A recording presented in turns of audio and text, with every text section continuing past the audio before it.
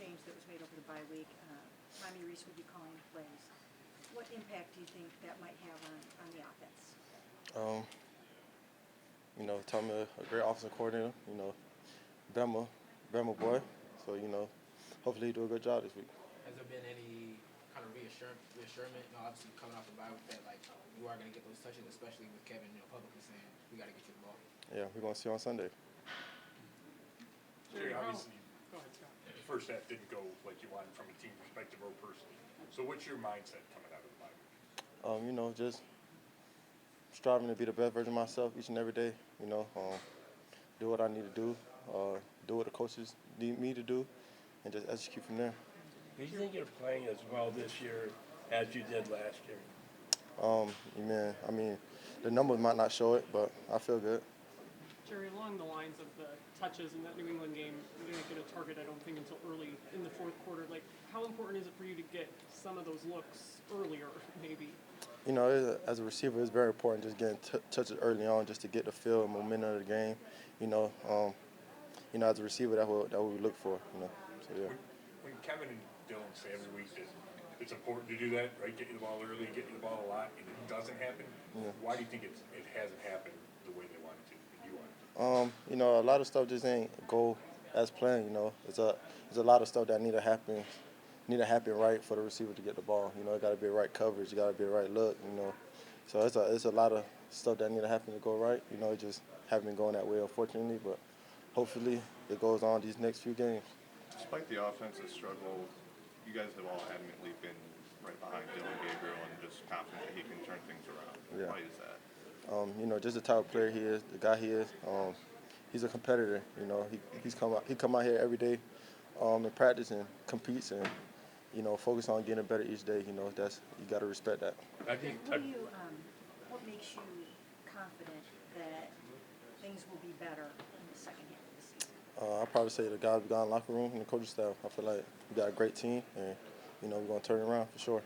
Are teams defending you differently this year after the success you had last year? Some teams double, play a lot of too high, but it's not about what they do, it's about what we do. Do you think Gabriel was able to see you guys down the field? Yes. What about Sed being back? How might that help the whole team and also help you? Sed's a big part of this offense, so I'm glad to have him back. How do you think the bye week can help a rookie quarterback like Dylan?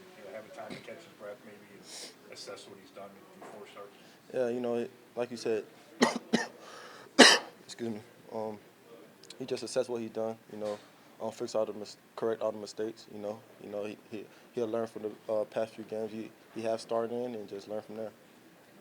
Jerry, obviously as a wide receiver, you want the ball in your hands a lot, but how do you strike that balance between coming off the New England game, you only got the two targets. How do you strike that balance between demanding the ball or like forcing the issue with your teammates and your coaches about like got to get it to me more, but also just doing what you're asked within the offense and being a team player? I handle it by doing what I need to do out there in practice. I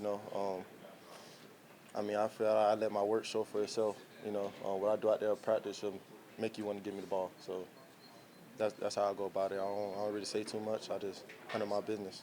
When we talk about the handling your business, and obviously so much has to go right to get the ball, like you said, I guess how do you work through any frustration then when you're not in control 100% of what's happening out there? It's frustrating for sure, but I don't really just I got to focus on the next play. You can't hold that frustration in too long.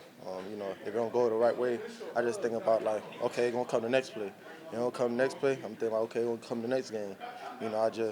You kind of like trick your mind a little piece, kind of in a way, but yeah. Do you sort of come back from the bye week, closing the book on the first half of the season and kind of just turning the page? Yeah, for sure. You can't have those games back. You can't go back in time. So those games are over with. I'm focused on what's ahead of me in this week. How does that Jets defense change without Sauce?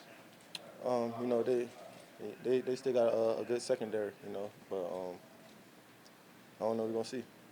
From the outside, you've got a lot of scrutiny of this wide receiving core. How do you, as a leader, kind of start to change the narrative? By winning games, making plays. We don't really focus too much on the outside. We focus on what's in this locker room. Because only people in this locker room understand what's going on in the situation, and, you know, we just keep doing our job. You know, once you start winning games and scoring points, you know, everybody's narrative change. You know, you can't really control that. What did it show you that they did not trade away guys like David Njoku and some of the other players who are in the final year of their contract, sort of the way the Giants did? It showed me that they got faith with the guys in the locker room, you know, so, you know, they got faith in us, and we're gonna show why nobody has been traded by winning these next few games.